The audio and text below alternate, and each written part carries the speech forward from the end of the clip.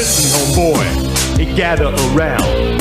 WrestleWar 90 is about to go down. Ric Flair, the champ, testament to biology, meets Sting, the dream of entomology. Lex Luger, the belt, his holy grail quest is scheduled for an operation on Dr. Death. Road warriors, survivors from a place-time forgot, plan to reduce skyscrapers to parking lots. The Steiners, they brothers, they wrestle as one, but they do not. Oh, Jim, that was WrestleWar 90. You gotta tell me what the fuck you were thinking when you come across that little gem, because I don't remember if you had mentioned this stuff is kind of uncharted territory for you, right? Like, you don't remember this stuff. I think so. Yeah, pretty sure. It's when it first came on, I was in the pool with my wife. It was playing and she was talking to me. And I was like, honey, shush. And then I rewound it and I said, you must watch this. And she thought it was amazing too. It totally had the Super Bowl shuffle vibe. Oh, yeah. They called this show Wild Thing. I believe I looked it up in a song Wild Thing, I think was from '88 actually, by Tone Loc. Mm-hmm. So I was trying to see kind of how they were coordinating it, and did it match up with the release date? Not really, but yeah, the rap is it is the pet sounds to Wrestle Rock Rumble's Sgt. Pepper's Lonely Hearts. It's just you pick which one's your favorite. I won't judge you. This is some. It was a maybe we need a poll. I don't know of which wrestling rap song is superior. By 1980s talent. Yeah, that's all white. Yeah, fuck. That's the other thing. I will do that actually on Threads. That's a great idea. That'll be a little promotion for the show. Which one's more wrestle crap? Let's figure it out. Because that's what it's all about. Which one are you jamming out to when you're working out? You know, that's what I want to know. Wrestle Rock Rumble or the WrestleWar rap? I actually have, and you'll be shocked by this, pretty extensive notes here. I actually liked this watching. I messaged you. It's interesting. Like, there's good matches. Yeah. And it feels like everything we shit on last episode, they leaned the hell into for this cycle, which made it fun as well. Because always out here giving 1 hour deadlines. Holy fuck! Brian Pillman's out here talking about Ric Flair's wardrobe in more detail than I can talk about my own wardrobe.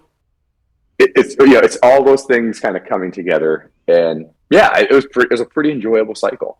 It was, and I would say maybe the best. Might be, if not close to it. Let's be real. A lot of it was because of two people that are just taking over WCW right now.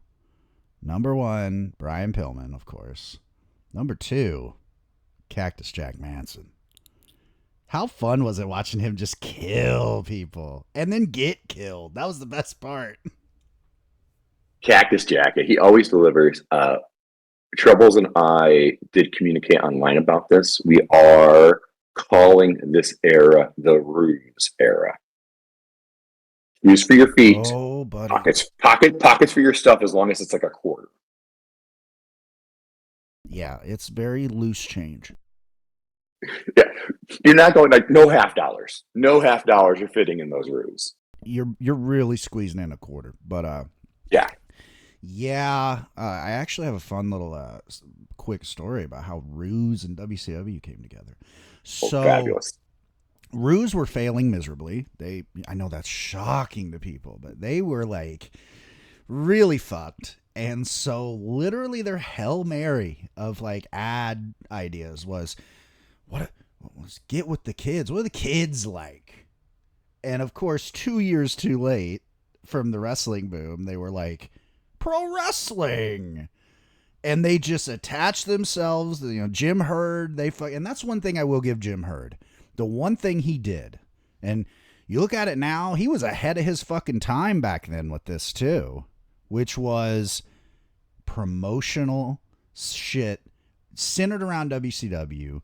You see the ruse on every fucking turnbuckle post. I mean, the guy got it on that level. He was very corporate minded, which in 1990 was not normal. It was like, well, I don't know if I like the ads everywhere. That's why I didn't last, I'm sure. But fuck, Jim Herd today, maybe Jim Herd needs to dust himself off and go run fucking TKO. I mean, Jesus Christ, at least he's got a little bit of a clue. Those people don't. Hey, get over to NWA working with Billy. He'll be good. Oh, God, they need all the help in the world. I saw a fucking thing of, it was Damian Sandow against fucking Tom Latimer, who was their world champion. And it was literally like the fucking Wyatt Funhouse shit when he did that with Orton way back in the day. It was like that with no budget, so you can imagine, and just bad. I think there was a dance routine, and I'm not fucking joking. So, yeah, they need a lot of help. So did WCW, but Ruse really needed a lot of help, and I don't know how long they lasted after this, but I will admit, I really enjoyed the ads. They were great. The ads are great. We had like Sting. I think we had like a Road Warrior, so they kind of brought in like a different star for a few different commercials, and yeah, it was cool. I mean, Ruse is definitely an interesting brand in that it feels like it's not targeting anybody over the age of 13. No. Like, if you have pubes, Ruse is not for you. Yeah. If you think girls are icky, we're here for you. Yeah, and it's just funny. Like their marketing is just no. We're just aiming for that pre-pubescent crowd, and I think this is going to turn the company around a little bit. Yeah, fuck me. You imagine, though, they really kind of missed the boat on a dusty Ruse. Let me tell you, baby, Ruse are the real deal, Holyfield. And they're like, you can't say Holyfield. That's like a thing. And he's like, I don't care.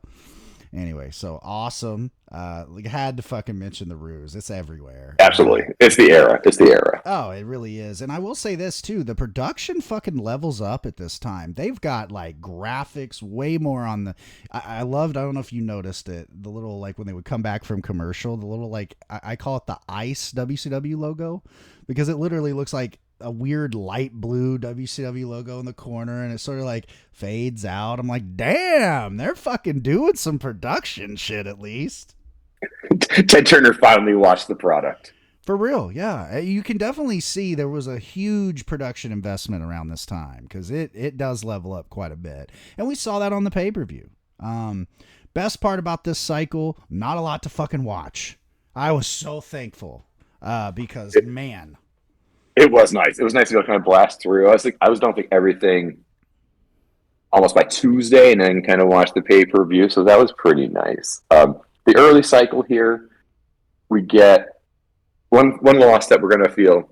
We lose Funk's Grill. Yep. So that gets us corny in his corniness or whatever. And on the 2-night Power Hour, they announced Sting's injury as he kind of got hurt in that match, and then the Horsemen beat him down afterwards, off-site, which is great. I mean, there's like, yeah, Horsemen just beat the shit out of him, in the ambulance. So it kind of builds up heat for the Horsemen, writes Sting off for a while. But I like that little addition they threw in there of like, yeah, Horsemen beat him up right after surgery. Yeah, and the other thing that I loved of the little touch that is, for one, you can tell JR is in this fucking studio. It's like 3 a.m.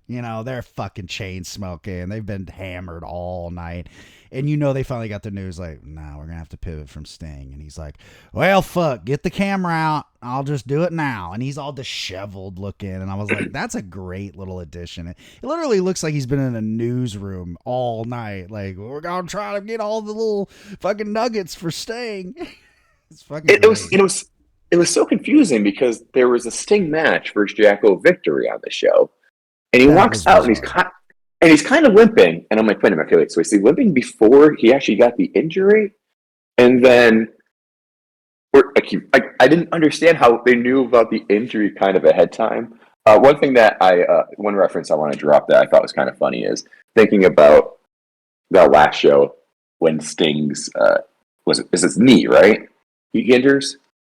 So I love the thought of Sting jumps up on that cage the first time, gets off okay, moves away, and his knee's like, oh, dude, thank God you jumped off when you did. I mean, one more time. And Sting's just like, Leroy Jenkins! Runs back to the cage and then blows everything out. Like, he's just The knee was with him for a second, and then Sting's like, "No, man, we could do it again." Sting, no, Leroy Jenkins himself man. to a knee injury. Oh, yeah, and that's the other one, right? It was easy to get through this cycle because all you had to do is fast forward through all the Clash recaps. I mean, it was every show. And by the way, we're going to show you the injury to Sting. And you're like, brother. I mean, that was one thing when I went through this stuff and I was reading, because, you know, people, I know it's shocking probably when you hear me sound like I'm a fucking mess.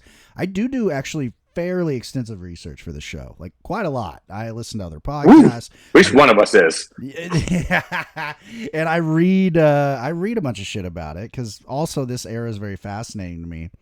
And that is the biggest complaint a lot of the fans at the time had was, bro, we know Sting's hurt. Let's move on. Like, we know he might not ever. And then the other one is they're so dramatic. They're like, he may not ever wrestle again. It's like, well, I don't know about that. I don't think that was ever on the table. I think it was like, it might be a year. I believe that. Yeah.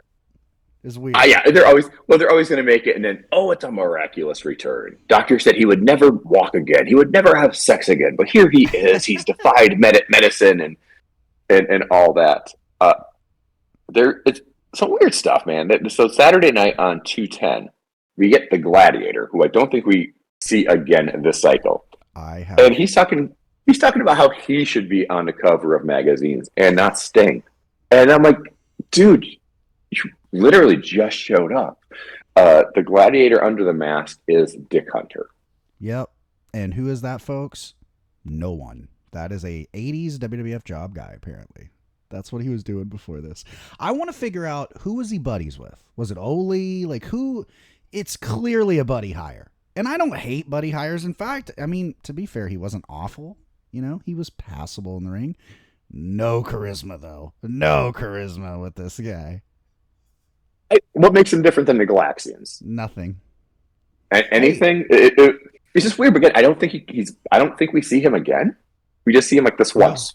Mm-hmm. And he's like, I should be on a magazine. And they're like, you're not getting on the magazine. He's like, okay, guys, see you later. Yeah, it's so fucking weird. And then the other thing, I'm trying to think. Oh, fuck, I just lost it. Galaxians. Oh, at least those are the Nightmares, the old tag team from fucking Southeast and Memphis. Danny Davis, who obviously invented Ohio Valley Wrestling. So at least those guys could work. And here's the difference, though. They leaned into their gimmick. You know, like, you could tell, like, Galaxians were just going to be a job thing for a week or two. Hey, they stuck around, made a little bit of money. I mean, that's the business right there.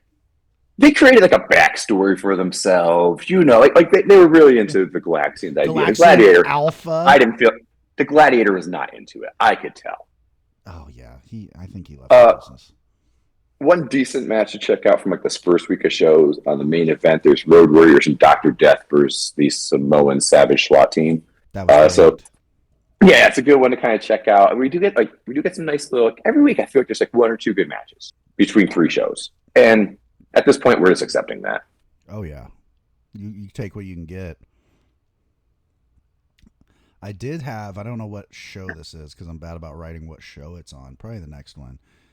Your boy, Tommy Wildfire. Hey, Rich. Against old Buzz Sawyer. We dusted off that old Georgia feud. That's pretty all right. Yeah, it's okay. Is there anything important from this cycle that you feel like you missed? Because something happened on the pay-per-view, and I was like, when did that happen?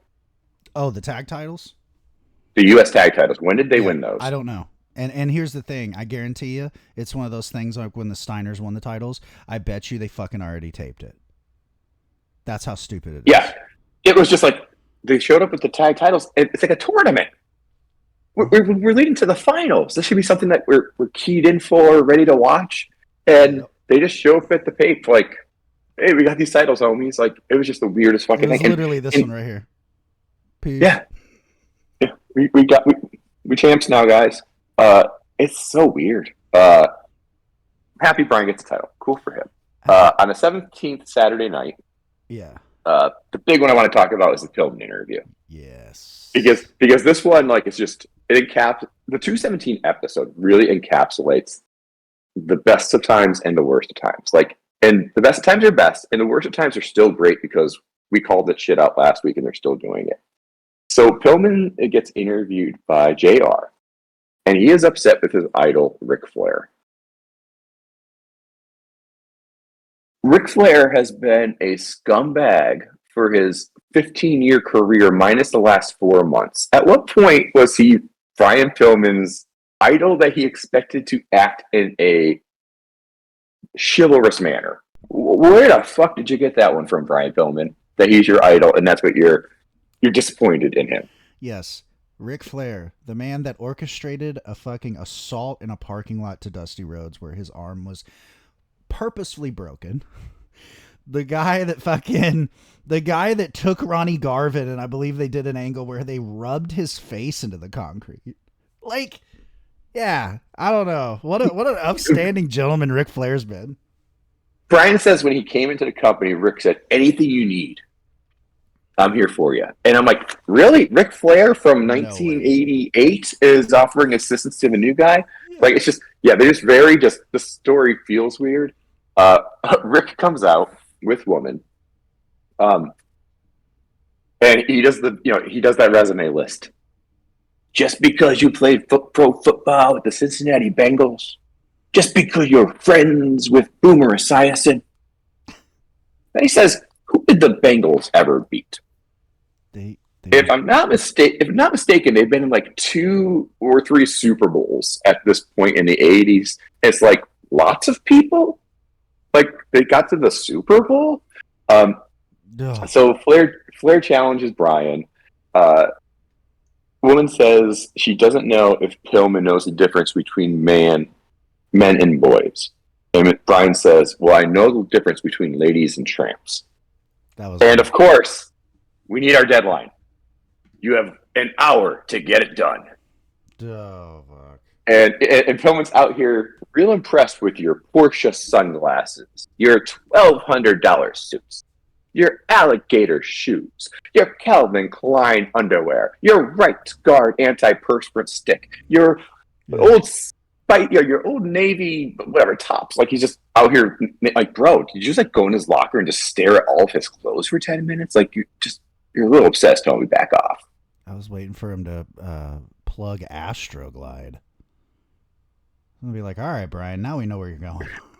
Jesus, weird, dude. But that was that's like my dominant thing from the show. Is just that segment just hit fucking everything that is annoying, but making it great at the same time, which is pretty cool. Yeah. The match was phenomenal. The match was great. Oh yes. But it's like also the match. It was like, okay, well, why didn't we just keep Luger heel and like elevate Pillman? Like it's just like so much of this. When I think about like the Sting thing, I'm like, okay, well, you're acting like you have no baby faces at all, and it's like you do. You just have to actually put in work and put them over. Like the issue would have been Pillman had to beat like Ole in a singles, Arn in a singles, and then like you have a credible guy, especially back then. It's not as hard as it is now. Now you got to be really fucking careful with a baby face because most people don't like a baby face unless he has an edge to him, which at this time you couldn't really show. So I don't know. I guess they went with the lazy route, but man, this whole match with Pillman and Flair, I was just like, why didn't we get more of this? This is what I want. I want athletic Flair matches. That's what I love. Great. Earlier on the show, I dislike when they do this. They cut to a tag team match from the road. It's Cactus Jack and Mike Rotunda versus somebody, I think. Yeah. And they jump to it like right at the end of the match almost and give us Kevin Sullivan. And there's no context. And I'm literally just like, I want to know what the fuck happened in a tag team match where Cactus and Mike Rotunda are teaming up and they just give us like enough to dick tease us, but not like give us any fucking info to satisfy our appetite for knowledge. Yeah.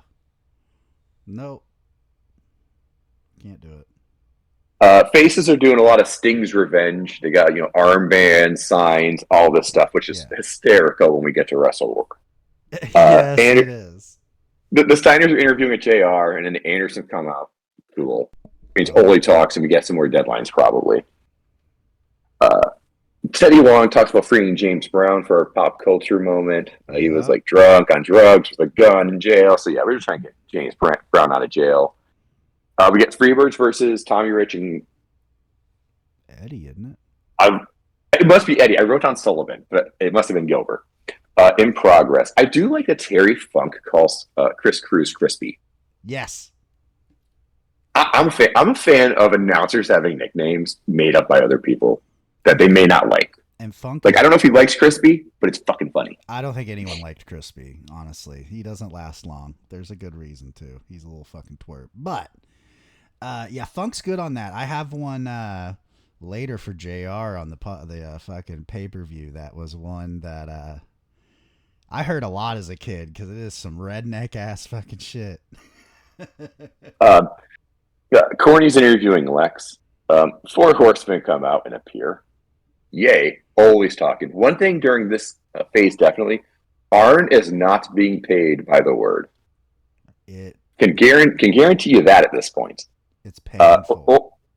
Okay, so Ole, the 4 horsemen come out to Luger. Because Luger has a title shot coming up at WrestleWar. You'll never know what's established. Hey, buddy, you better not do that. And you have 1 hour to renounce your title shot. Well, remember, Ole, we're gonna give you less time. You don't have 2 hours. You got 1 or the end of the show, whichever comes first. And I'm like, you don't know how much time's left on this taped show? It's awesome because in my head, what's happening? And I don't know if I said this last week, but the reason why all these deadlines are being established because they're now in like these corporate meetings. Yeah. And they're asking for, deadlines and timelines for things. And you're like, deadlines, that's a thing. Let's throw that into everything now.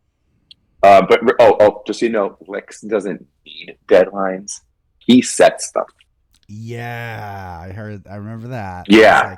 I didn't know if you knew that or not, but that's the truth. He served us. We get Road Warrior, or not the Road Warrior. We do get a Road Warrior interview. I had nothing for it. We get Rock and Roll Express versus the Midnights in a tourney match. Funk is calling out bad production, which is kind of funny. He's like, "Oh, we missed that." Arn versus Shane, and Arn wins by ass kicking. Yeah, I don't know, but Arn beats the shit out of Shane Douglas so much that the referee's like, "I got to stop this." He's just beating the shit out of he can't defend himself or something. It was really weird, man. Like Shane just kind of looked like a pussy. He just got his ass. He just got his ass whooped. It makes sense. All those franchise fucking promos down the road, buddy. He had a lot of angst in him. Arn's finishing move in that match was pummeling. Yeah. Finish via beatdown, where he just was mercifully given like fucking some sort of end. No, it's not Nasty Ned Brady. This is Shane Douglas. And this show ends with the Rick versus Pillman matches. Is non-title. I hate those. We get a Leona Helmsley reference. She was a New York real estate person who had tax issues. Never hear of that happening anymore. No. I love Flair's pained rope reach when he's in whatever submission and he's just dying reaching for the rope. I love that. Woman slaps Pillman. I'm pretty sure she just misses, so it made me LOL. Like she slaps and just misses totally, and I don't know what the fuck Ole did. He did something, but I said he's not a honey is sweeter than vinegar kind of guy. Yes, he's just being dickish, doing dickish shit. Yeah, what a fucking douche. Ole is like the wrestling version of the old man screaming at the sky. That is Ole. He just is the most miserable human I think that has ever existed in life. Absolutely. Don't have anything. Main event. We get a Norman versus Kev.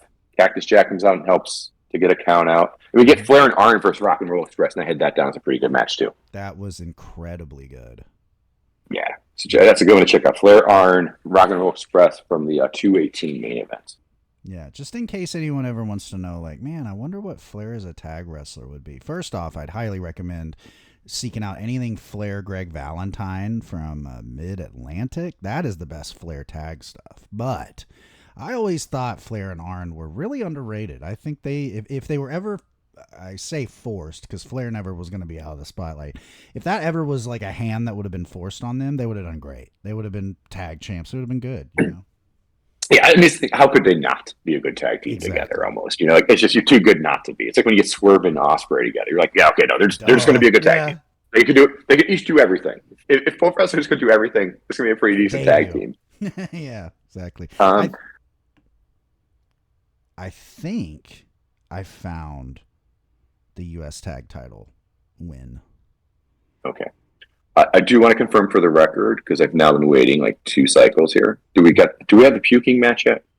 Did you find the puking match? Have you searched puke in your little database of matches yet? Sadly, yes. Okay. Yes, I have. There's a lot of fucking footage from that time, honestly, and it's just getting it dialed into that where the fuck it even fucking happened, because there's a lot of multi-mans, because fucking they love to do like weird tags, weird like, three fucking 6-mans. So I don't know, man. I'll find it though. If it was ever recorded in any way, I will find it for sure. Guys, we're gonna need some interns to apply. We need to go through some matches. We really need to get this puking match. You see, we're doing it for a good cause at least. And we're not talking about Darren Drozdoff, R.I.P. by the way. Power Hour 223. I've got notes, but nothing of detail, nothing much. There's Flying Z's pre-tape. That's never a good situation. Yeah, no. Flying Z is their name. Oh God, I'm not. That's what I called them. Oh, thank God. I don't know if it is. It's just easier that way for me. It works. It's very nice. One flies, and the other one gives me Z's. What do you want? There you fucking go. Okay, 224 Saturday night is their last show before the tape. Look at us living La Vida Loca over here. Now, I think this is where we had the title win, because there is a Pillman Z-Man Midnights match from Worldwide. They say it's from Worldwide that week. I don't know what the fuck. That's another thing that I did want to mention here. There's this bizarre trend where at this time, the WCW show is just an aggregator of the syndicated shows. There is like literally, I think it's the 217 show. Half of the fucking show is main event match, worldwide match. And I'm just going, so you did nothing? You didn't just... I don't know if they like halted tapings after Sting got hurt. That's my guess. Maybe they skipped a week that they were supposed to tape, and so they only got a couple matches. That's the only thing that explains why the fuck it's all just syndicated shit out of nowhere. And it's good stuff like this. Like, hey, Z-Man and Pillman against the Midnights. That's going to clearly be a good match. Doesn't matter if Z-Man sucks. It's weird. I wrote down Worldwide Wrestling here in the corner, so I think in my head I was like, "Oh, I gotta go find that match now," and I just didn't do it. Yeah. 4 Horsemen and a Woman get interviewed by JR. I just wrote down hair, ew, because the hair just looks nasty. And shout out Dr. James Andrews, working on Sting in 1990, still doing that shit today. That man is, and somehow he's in Alabama. I don't know how that happened. Yeah, I don't know. He chose to move, by the way. He used to be in Columbus, Georgia. Which, to me, like, lateral move, but still, no offense, Stan. Okay. Except for Alabamans. In this 224 episode, we get another Cactus and Kevin tag team match, which we've gotten 3 times this cycle, maybe? Yep. So, surely, I guess we'll be seeing them in a tag team match at the pay-per-view. Sure. Oh, no. You mean Kevin's going to team up with Buzz Sawyer? Sure. Whatever. It was a pretty sweet team, though, to be fair. That was like, wow. Okay, let's go to WrestleWar, because, that'll be that's the first match, and it was a surprise. Well, there's a lot in this first match, man. Well, actually, before that, your boy, I can't believe it. You totally went right past your boy, Teddy, with old Gordon in the back. He looks like he's ready to fight. And he asks him, what's the deal with Dan Spivey? And he says... he's been injured, which, by the way, is not true at all. He quit, went to Japan. He ain't sweating the Road Warriors still, and he never lies. Teddy, I love you, but you never lie. I remember like 2 big lies. Did he call them Road Warriors or Road Runners? I think he did call them Road Warriors because I think they were actually flustered from the Spivey shit. So he forgot his gimmick. He was like, fuck, I don't know what I'm going to say. It's wonderful because whenever we get to a pay-per-view, it is never the advertised card. Never. Like never. Never. At least one, probably two people will be swapped out at some point. Yep, and there's about to be one out of this match because Kevin Sullivan and Buzz Sawyer and the Dynamic Dudes was okay. Too long. I don't know if you caught this, and I don't recommend you go back and see it, but the finish, Buzz snaps his fucking wrist, and it is disgusting. When you see it, I did not notice. When you look at the replay, when you first see the finish, it like on the splash. Yeah, his fucking hand goes like in towards his body, and buddy, his whole weight lands on that wrist, and you see it. It's disgusting. So he's out after this, and in fact, I don't know if he ever wrestles in WCW again, because when I looked it up, and this is one of those, maybe don't look up everything from this era because it's tragic. He goes from here, he's injured, he leaves WCW by 91. I don't know what time, we'll get there. He passes away by February 92 at 32 years old. Drug overdose. So yeah, I saw that when we saw what a big asshole he was, and I went through the shoot interviews. I looked him up, and yeah, he just not long for the world after this. Yeah, that grown-looking man right now is 30 at this fucking time of like recording in 90. He was 30 years old, and you think about Buzz Sawyer by 90, he had already been like a mythological guy in the business. It's crazy. That means he was like 23 in Georgia having main events with everybody. It's insane. It's like wonderkin stuff. But, you know, again, it's a great example of wrestling is a universe riddled with tragedy, unfortunately, and he is no different. Not a good guy. Love Kevin Sullivan, though, with the neon cord in the hair. He is just leaning into 90 fashion, buddy. There's a lot of great 90 fashion in here that I remember as a kid. I feel like Woman just talks him into a lot of things he doesn't want to do. Yeah. Oh, this will look really cool, Kev. Let me put this green cord in your hair. Because my two notes are, what is in Kev's hair? ? And Kevin Buzz win ? Buzz's splash from the top rope is so damn good, though. It's great, man. Like, he gets distance.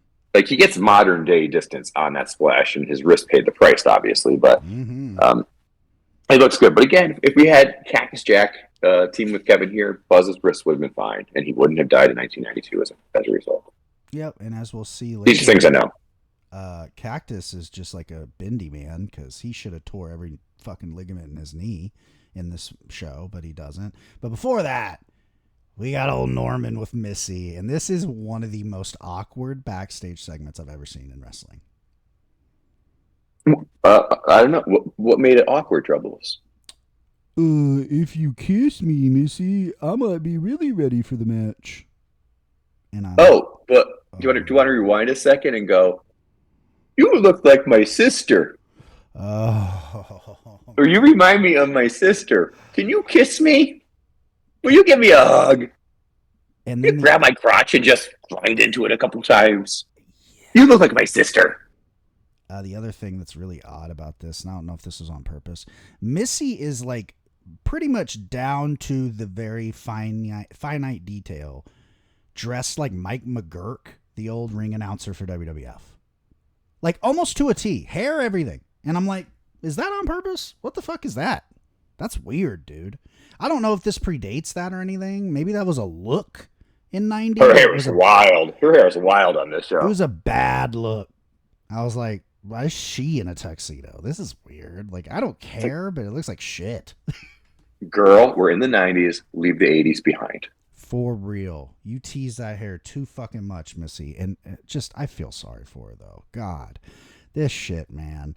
It's like, you wonder why you had all these lawsuits, and this is the shit that you choose to put on fucking pay-per-view.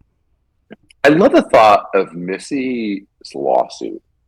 And she goes into the courtroom and says, I only had one female coworker. What was her name? Woman. Mm-hmm. She doesn't have a name. Her name might be Robin. We just call her Woman. So it's Missy Hyatt and Woman. Like, It just feels like a judge going to go, yeah, that doesn't seem like a good workplace if you're just calling a woman woman. Yeah, there's nobody else around. I mean, who's the closest thing other than that? I mean, I guess what, Michael P.S. later with the eyeliner? That's tough picking, brother. All right, well, and because Missy hugged and kissed her not brother, Norman beats Cactus during the Norman Cactus match. Oh, buddy. Do you have anything on? I suppose I mean, you've definitely caught it, I'm sure. But do you know Norman's favorite movie? Fuck, what did he say? I do remember mentioning the movie. What was it? Wizard of Oz. Wizard of Oz, of course. And JR and Terry have about a 1.5 minute conversation. The match is 9.5 minutes, which is kind of crazy. But they go about a minute and a half talking about just not communicating each other at all. You know, Jim Ross just throws out a very uninteresting detail. Norman's favorite movie is Wizard of Oz. Terry's like, what about the Wizard of Oz? And he's or Norman's favorite movie is what he can understand. What's a munchkin? Like, they're just having this conversation. Yeah. I'm like, okay, just let's never talk about anybody's favorite movie ever again, because we really got off the trail here. We got off the yellow brick road, if you will. I would imagine this would have been when Turner Classic first started putting the fucking movie on cable. And it's probably right before here where Turner started colorizing movies. Oh, that might have been it too. And so, you know, they colorized, I remember It's a Wonderful Life and a couple other movies, and that was controversial at the time. But yeah, they're just throwing the Wizard of Oz at us. And is Norman's finishing move just the teabag? Yeah, his finish. He just dropped. Here's my nuts. It's balls to chin for a pin. It's I think worse than Tommy Rich's Luthez press, because this one's like 100% balls. It's very much a balls forward finisher, and I'm uncomfortable with it, to be honest. Well, there were two things that I wrote about this match, and I'm so pleased you didn't mention them, and you're going to love this. Funk's line of this match is his assessment on Norman just as a whole. And verbatim, he says this. He has the body of a buffalo and the brain of Roseanne. Whatever the fuck that means. Yeah. So Terry Funk, buddy. So Terry is just so like on his shit. Like it's at the pay-per-view, his wardrobe. Like, I sent you a picture, but his wardrobe, he has like feathers. He looks like he joined some military and got feathers as medals going down his shirt with like his feather earring. Like, he's a fashion plate. It looks like he's a general in the Hunger Games. You know? Yeah. The other thing that I love is JR says, a lot of the wrestlers tonight are dedicating their matches to the Stinger, who is on the hotline right now live. And I went, wow. Everyone gave Gene shit, you know, later on about the shilling of the hotline. Fucking JR is right there, buddy. And then the other thing, great fucking quote here. I don't know what the fuck it even means. Cactus's favorite color is light black. I don't know. I love the thought of, like, there's a survey before the show starts. Yeah. And it's like, what's your favorite color? What's your favorite song? What's your favorite movie? What's your favorite Italian dish? Yeah. And then JR just gets to pick these really fascinating tidbits to drizzle throughout the show. It's nuts, man. It's so fucking nuts. Like, and I think that was just a way for them to, like, try to be entertaining while you said not speaking to each other. I don't know if there was heat at this time. That's one of those I wish I could get JR, like, in a room without a camera or anything. And it's like, dude, I'm not going to fucking tell anybody. Were you and, like, Terry Funk fucking feuding during WrestleWar? Because it literally sounds like as if you put fucking two warring factions in the commentary booth. What are you guys even talking about? JR is doing his job, and Terry is talking Funkinese. Yeah, and it's weird. It's weird. I mean, but again, I take it every day of the week and twice on Sunday over Jim Cornette and JR. So I don't know, man. Maybe it's because I will say this. I want to say legit within a week or two, Terry Funk is gone. He leaves the company because it's not long after this. Actually, no, we got a while, maybe a month after this. So he's being phased out, though. So the writing's probably on the wall here, because exciting news, next episode will be the return of our boy, Tony Schiavone, baby. Tony Schiavone is going to come back to WCW, to the chagrin of his own personal life, as he has mentioned before many times. But so Funk, and it's kind of sad because of him coming in is why Funk leaves, because at this time, Terry Funk is lead of syndicated television. He is actually over all of the syndicated TVs for WCW. And I'll say this is an era when their syndicated TV is probably better than their cable shows. So, Terry did a phenomenal fucking job, and I think he doesn't get enough credit, and I know he doesn't because a lot of people, and your reaction just now tells me, no one even knows this stuff about Terry. He was a great backstage guy, even when he was still wrestling, so it's a shame too, because he really did sort of elevate WCW. If you think about it, they would have been fucked in '89 without Funk, in my opinion, I think, because who else was there for Flair to work as a heel or a babyface? Nobody, so I don't know. Classic fucking WCW mentality, man. Yeah, I mean, Funk's a meteor.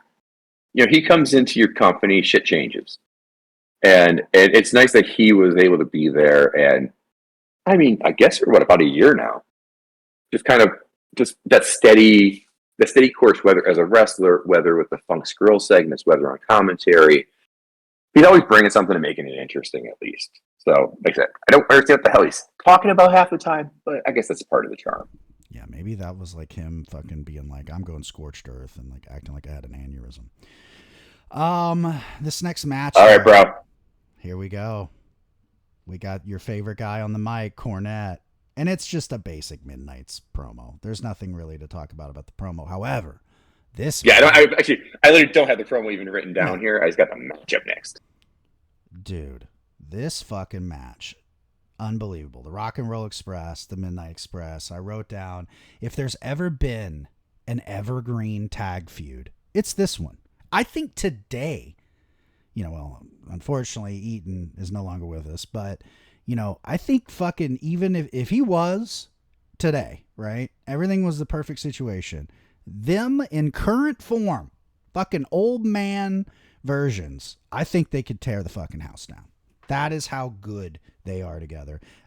This is a weird time. It's like they're not even really like drawing, but they're like, you know what we're doing tonight? We're going to tear the fucking house down. We're going to do Memphis fucking wrestling. Because everyone in this little equation here had a long storied time in Memphis, or when you're talking about Morton and Gibson, they grew up there, and Cornette as well, and Eaton. So this was phenomenal. This was a great little example of how you pace a match too, because they start slow as shit.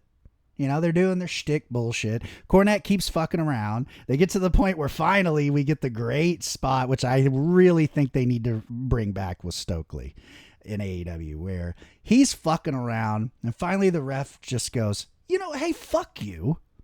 And fucking Cornette goes, fuck me. He gets on the apron. He's getting hot. He's taking his fucking blazer off. And by God, Nick Patrick says, oh, I will fight your ass right here on pay-per-view. And Cornette runs away like a bitch. And I was like, oh, this is pro wrestling. When I think about what is good about pro wrestling, it's this shit. I think this is the best tag team match we watched. I think so. For our sickos out there looking for a modern day equivalent, it's like the Young Bucks versus FTR. Yeah. You might say, I've seen this 100 times, but they'll make it interesting the 101st time. In the opening, Jim Cornette says, the men who stole Ivana from Donald Trump. Yes. So apparently during the Donald Trump divorce thing, you literally just said, the match starts slow. Yep. That's not what JR tells us. JR tells us these guys are so fast. And it is. It's like he says, these guys are so fast. And I'm watching it, I'm like, they don't look fast. They're just really, really, really slow at the start. Later? I didn't quite...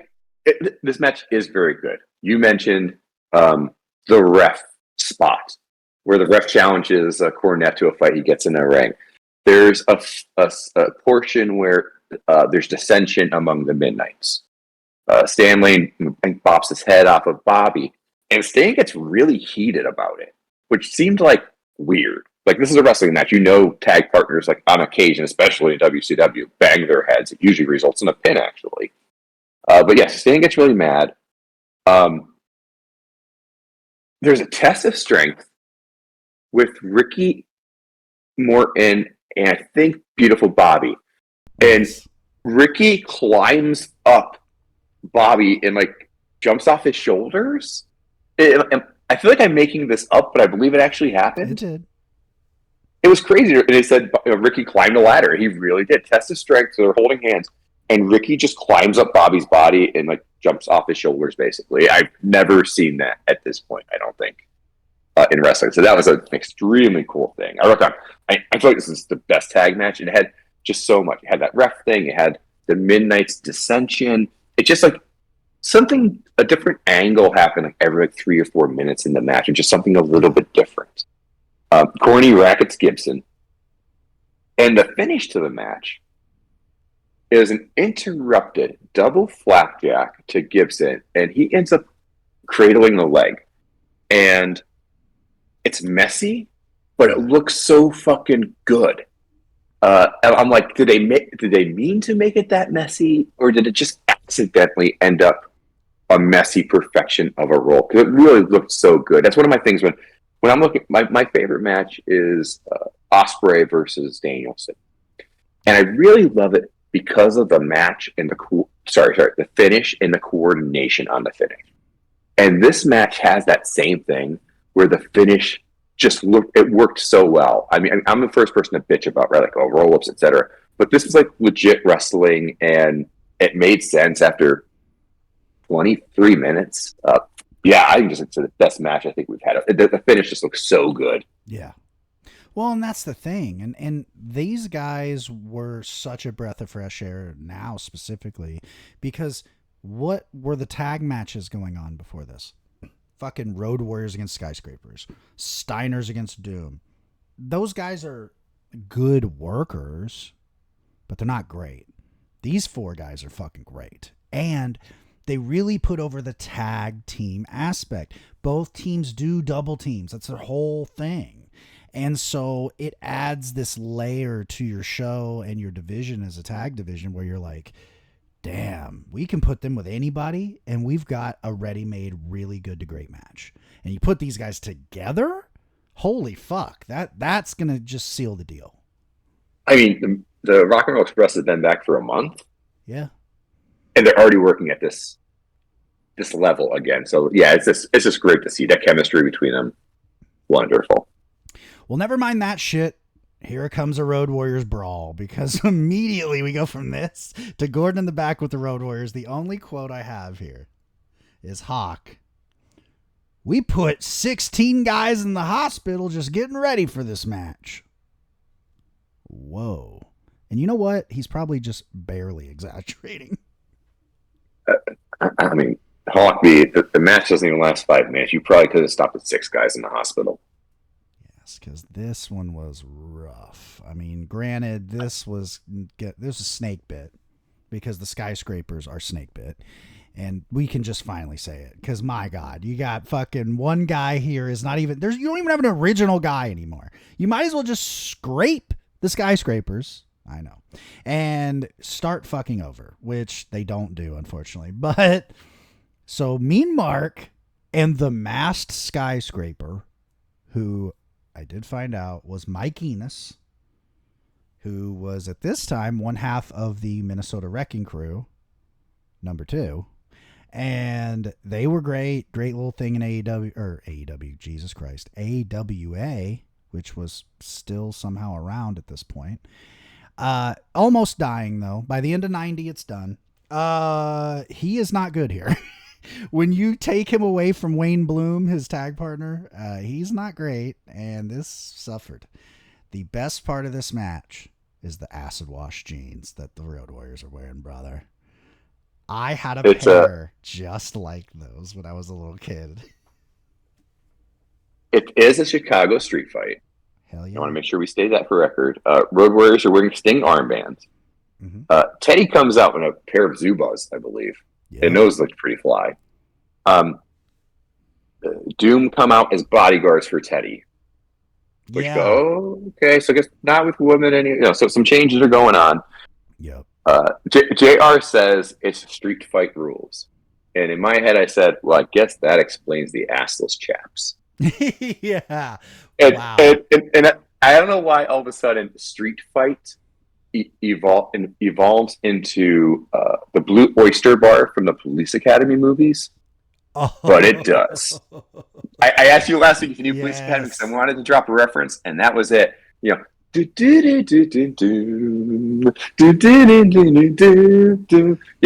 street fight equals assless chaps, and I like the way these boys fight, I guess.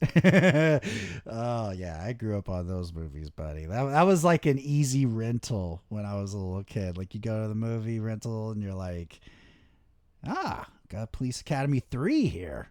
We're gonna grab that son of a bitch right now. Citizens on Patrol. Hell I'll get that one. Yeah, dude. It was so weird. So at the end of this match, we have Road Warriors versus Skyscrapers, kind of. Mark Callis and Mikey, the Skyscrapers. Doom comes down to the ring as a bodyguard for Teddy Long. They interfere in the match, and somebody else comes out as well. There's another tag team must come out on the Road Warrior side, right? I kind of forget. No, it's worse than that. Actually, so this is literally how it happens. Callis runs outside, or he takes a dumb bump at some point, and just literally watches Enos get Doomsday Deviced for the win. They just clean beat him. He's standing there like a goof. He fucks off. He just fucks off to the back. So does Enos. And then Doom comes to the ring and they have this half match.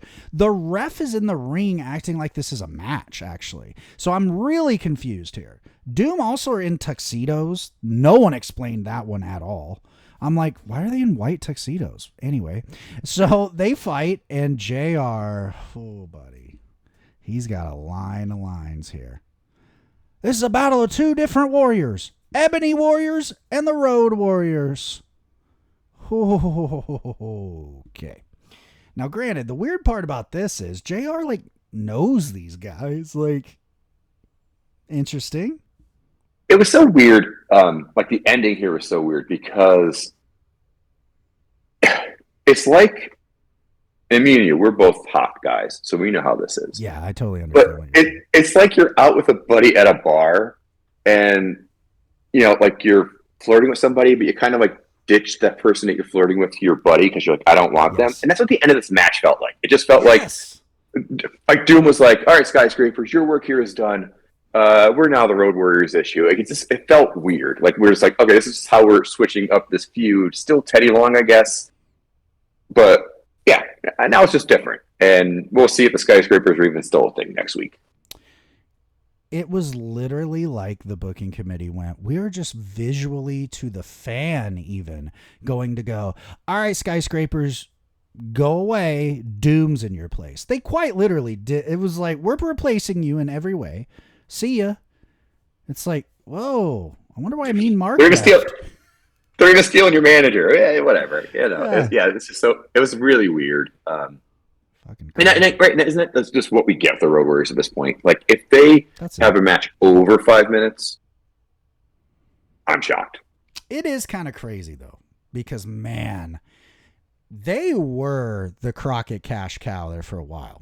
They were a huge fucking deal, and that's one that if you don't go back and you haven't really watched their AWA shit and their very early Crockett shit, you don't understand how over they were in the 80s. I mean, you do, obviously, but for those fans that maybe only know them from WWF run on, first WWF run on, you don't know what the Road Warriors were. That was, when the business had already evolved and they were, still kind of in it, but they're at the end of their run. They are in the middle of their prime here. You think about it, they really are. I think they debuted in 83.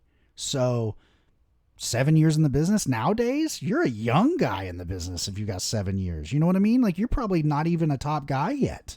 So they've been top guys their whole fucking run, which is another crazy thing to think about. Mm-hmm. And so you're holding on for dear life, your WCW here, and you still are so like holding pattern about the Road Warriors. Like, you can't figure out, make them your top tag team. I get you have the Steiners, and that's hard to deny. Make them feud. Why was there not like a heel turn? I mean, I love heel Road Warriors. That was what they started as. You can't tell me there's not money in that feud, but it's just weird. And of course, by the end of the year, another one, they're gone, just like me and Mark. They're gone to WWF, and it's all WCW's fault. That really was glaring during the show. It was like, oh my God, you guys could have made this work, and you just didn't.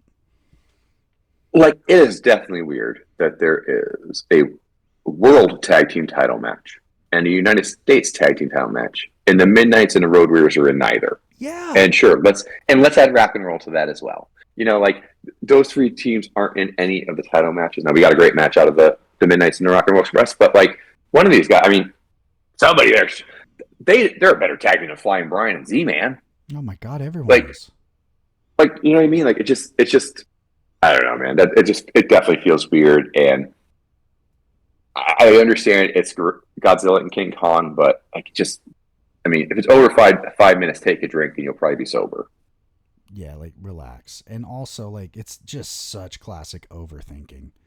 Just do the thing. It's like, you know, for modern news where the thing came out where Tony Khan's like, oh, I'm waiting for the right time for the women's tag belts. I'm one of those people, like, you keep waiting, you're never going to do it. That's my opinion. I think, you know, especially with wrestling, there's this tendency to book out so far in advance. You need that. You need a level of that. But you need to also understand when it's time to pull the trigger. And that's the fucking motif of this whole show. We'll get to. The big should have pulled the trigger. But that leads us to what you mentioned, the U.S. tag title match. Pillman and Zeman against the Freebirds. And man, I wanted to hate this. But, you know, fucking PS. PS always does it. You go, there's no way. He's not going to make this great. Who's going to make Zeman great? Michael P.S. Hayes did. Literally. He made him in this match. I was excited for Zeman at one point. It was insane. So this was great. At first I was like, this is kind of going too long. And right when I thought that, it got good. And I was like, holy shit, all right, this is great. Like, fuck, he could work. Him and Garvin put their working boots on tonight. Yeah, it was pretty. It feels like it was the best Z-Man Pillman match I've seen. You know what I mean? So it is long, and I'm kind of like with you. I don't know, maybe it was like 10, 12 minutes in. I was like, ooh, wait, actually, like, and I think another thing too, right, is we had that Midnight's Rock and Roll. Yeah. So if those two were switched, we might even 100%. Be more impressed with this match. But you know, it did go pretty good. Pillman's always just looking so damn good out there. Freebirds doing their heely, shitty tag team stuff. But yeah, I don't have a lot of notes for the match, but it was good. I enjoyed myself watching it. I have one note, another JR quote, man. He is like on it. And this might be the creepiest quote of the night. Oh, Jesus. He lets us know that he believes Zeman is the perfectly proportioned wrestler. JR, what do you mean? And I actually don't want to know, but I heard it. I paused it and I looked at my wife, who doesn't know what's going on, of course, and I went, I just heard the creepiest thing I think I've ever heard JR say. And she went, you're shocked by that? And I was like, not really. And then I just kept watching because I was like, why am I shocked? Why am I shocked by weird JR comments? I think what I'm shocked by really is the fact that JR would say that about Z-Man when the obvious choice is Brian Pillman is the most proportioned wrestler. I mean, come on. Yeah, come on, JR. Jesus. You could play his abdominal muscles. You know what I mean? He's a xylophone. Yeah. So, and I mean, I'm not, again, I don't bat for that team, but Jesus Christ. Brian Pillman in 1990? Get out of here. They can convince you to do some things, you know? You're looking like Kenny Omega's like little brother, man. So anyway, speaking of fucking disappointments, actually this match was good. This next one was pretty decent. It was the Steiners defending the world tag titles against the Andersons, and brother versus brothers. I said this about the match. It's like three dudes that go above and beyond. They do the bumps, they do the throws, and then the crowbar Ole. And this is so fun when you watch it in that lens of, okay, yeah, Arn's going to go in there and have great fucking chemistry with the Steiners. That's fine, right? What I'm watching this whole time is when Ole gets tagged in. And there's a moment where Scott just lifts him up and hits him with a T-bone. And you see in Ole's face, he is shoot terrified. No one has ever done this to Ole Anderson in his life. This man, I mean, there's a reason he was called The Rock originally. The man is a boulder. You see it. He's a big old fucking, he's like if Ishii got blown up 3 times big and was a big Minnesotan. He is just so, was it surly? That's what Ole is, man. And this is phenomenal. He is definitely surly. How you described it is good. This match is very much like when you go to a wedding and the DJ plays banger after banger after banger, and then the old people are like, I want to hear Elvis. Yeah. And that's Ole coming in the ring. Like the young people, including Arn, are having fun doing cool things, and Ole's like, nope, gotta slow down here for the old man. I can't be what it used to be. Yes. Well, and Scott clearly was told that because he comes in on a hot tag by Rick. They do a great job where Ole gets to a point where he goes, I see what I got to do here. And he beats the fucking shit out of Rick Steiner. And he's got him down. And then, Rick fucking sells out of that and fucking like gets all fired up. He gets, rolled over, tags in Scott. Huge fucking hot tag. And he throws on a headlock. He literally runs in. He's like, yeah, takes down Ole in a headlock. And I'm like, okay, that's a choice. I don't think I've ever seen a more lukewarm tag in my life. It worked, though, somehow. It's a warm tag. It's very warm at best. Scott shittily hits the fucking post with his arm because it's the spot, and he forgot he had to like actually make it look good. So Arn's working that arm. Ole's working that arm. Fucking Scott hits a Frankensteiner on Arn, and it looks so good. And Arn like does this thing I've never seen someone do off of Frankensteiner. He does the Frankensteiner cell, and then he like pops up and like face plants and just lays there like he died. I'm like, that is some Wile E. Coyote shit, man. That's amazing. So this is just a 4-way melee, and they literally go, hey, that Rock and Roll Midnight's finish was great. Let's do that exact finish, but badly. And they do. So the Steiners retain the belts here, but then they just get the shit beat out of them by the Andersons. Yeah. There you go. They're WCW, brother. Is it a tag team match? Okay, yeah. It'll be ending in a brawl. It'll be a few tag teams in a row. Yeah. It'll be a clusterfuck. Yeah. But you can't do a tag team match without a brawl afterwards. It's just what happens. Sorry. That's just how this rolls. And then we have it, Gordon with Luger, and I'll say this. The promo the night before on WCW TV sucked. It was so bad. It was literally the golly gee, sorry, I've been a dick thing, and it did not land at all. This is better than that because it was way shorter. And I think that's the only reason why I think it was better. And that leads us to our main event. Ric Flair defending the NWA World Heavyweight title. Yeah. But first, Yes. Gordon also interviews Ric Flair and Woman. Oh, right. Yes. And Gordon says, again, I love Gordon in his dickish ways. Gordon says, I've spoken with a number of ringsiders, and they're predicting you're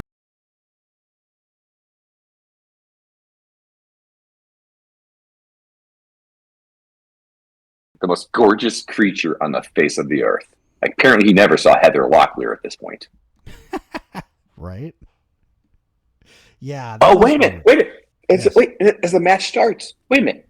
Who is that? Who's going to be our special observer for this match? Oh. It's Sting on crutches. This was very We See You Dave Meltzer coded. This was very just, hey, let's just keep shoving it down your throat. The next guy is Sting. And another thing is, nowadays we'd look at it this way. Obviously in 90, we didn't see it like this. How about tell us Lex isn't winning the title? You know what I mean? Like, why the fuck would Sting? I guess in a way, Sting could be there to celebrate with him, but it doesn't make sense, right? Like, you wouldn't just promote that. It's bizarre. It was a very weird thing. I don't know, man. That was weird. The whole thing just, this is what I meant by pulling the trigger. This whole time I'm watching this match, and it's a great match. I'll say that. In fact, it might be the best Flair Luger match. I'm having a hard time thinking of one better. Maybe that Starrcade 88 match that we watched, it might be better, but it's longer. Maybe that's why I think that. However, to me, the crowd was hot. It's Greensboro.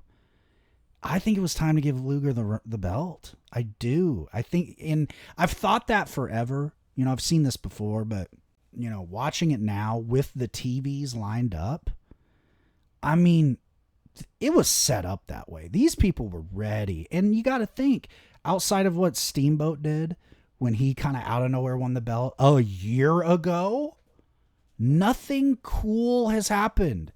We've just had this like weird, we gotta keep the belt on Flair, and this is that era. But man, you can see where like the fans are, they're getting 90s fanned about like, hey, we need to move this thing a little more. I'm not just going to sit here and watch a fucking year-long run that does nothing for me. And I feel like this is really a great example of that. It feels like one of those, Athena is kind of in the same situation where it's kind of like, if Lex doesn't beat Rick, who is? Right. Dr. Death? Like, there's nobody else who I'm looking at going, oh, that person is going to beat Flair for the title. I mean, with Sting on the shelf, Lex is like the only candidate. So if Lex doesn't beat him, we're going to be in this boat for a while. And I don't know where we go, but it just, you know, it's like, oh, okay, we're going to have that reign just keeps going and going. And he's going to be beating, you know, Dr. Death and Z-Man, you know, 2 months from now for the title. And we're supposed to get excited for that. Here's the worst part. No, Dr. Death's not even an option, by the way, because you know what happens? Literally right after this? Right after this, he goes to Japan full time. So there you go, man. And here's the weird part. He has a dual contract with All Japan and New Japan. Yeah, he's a whole other animal. So he obviously makes more money over there. So you know what? All due respect to him. Obviously RIP to him from what I understand. Great guy. But either way, yeah, I mean, I get that the it's slim pickings for top baby faces right now. But you have Luger right in front of you. You've had Luger right in front of you. I feel like if I would have been a fan at this time, granted, that's a hard thing to like, you know, it's a different era, blah, blah, blah. I do think that it's hard to look at this and not be like, dude, Luger should have won this belt, man. They put fucking him over here. I mean, he has 3, maybe 4 visual wins in this match on Flair. There is a point where he literally goes, he has one where like he hits him with a forearm or a lariat or something. 1, 2, 3, 4, 5. JR's literally at one point on commentary, 1, 2, 3. My God, he's got him beat. It's like, fuck, man. I get so annoyed when the announcers do that. When they're sitting there counting the pin, that doesn't count anyways. They're 11, 14, 27. Like, I don't care. It's not really a count anyways. Like the singles situation is fairly dire right now. We got Rick Lex with 2 of the titles in the main event. There's 7 matches on this show. 2 are singles. Yeah. The other singles is Norman and Cactus Jack, and I don't think either of those will be challenging Flair anytime soon. Like, it's just, yeah, it's very ugly. Yeah. One thing that was a little weird to me with the match was the ref explaining the rules before the match. Yeah. I know they're going for that big fight feel, but like, is it like submission or pinfall will change the title? I don't know if he said more because like the U.S. title was also involved. It's just weird. Woman is so annoying at ringside. Yeah, she is definitely not. Oh my Lord. She's not Vicky, but she's getting close to it. Oh, she's very shrill. Yeah. targeting Alexa's legs like he always does. Knock that big guy down. Sting on crutches. So Lex is kind of getting beat down, and he's against the ropes. And Sting goes over and gives, I gotta say, one of the greatest motivational speeches I've ever heard. Let me clear my throat on this one. Sting slaps Lex in the face, I believe, and says, "Come on and kick his you-know-what. Do something. Do it. Come on." I know you guys didn't get that all in the first try, so I'll do it again for you. He slaps him in the face and says, "Come on and kick his you-know-what. Whoa. Do something. Do it. Come on." And I got to tell you, it worked, man. Flair, Lex was like, "I didn't think about doing something. That fired that wasn't even an option I knew was available. So I might do something now." Holy shit, buddy. Yeah. Lex pulls woman up by the wrist to the ring. Yeah. Avery, that was pretty impressive, I thought, especially after hearing what happened with Buzz. I said it's future state's evidence right there. Anderson's a texting because of course they do.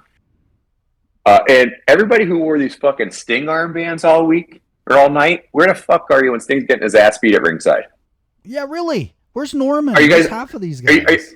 Are you guys planning the Sting party after the show and you don't notice him getting his ass beat at ringside? And you wore the rings, you brought signs, and Sting's getting his ass kicked at ringside by two dudes, and everybody backstage just like putting up banners for the party or something. Yeah, for real. It's like, oh, we thought, oh shit, my bad. We thought Lex was gonna win, like everybody else. Do you want to talk about performative? Putting on Sting armbands and then not coming out to save his ass? That's performative. God, performative is what we're gonna have to be because, man, going forward, next episode, it is the biggest dead zone of all time. We are going from February 25th to fucking May 19th is the next major show.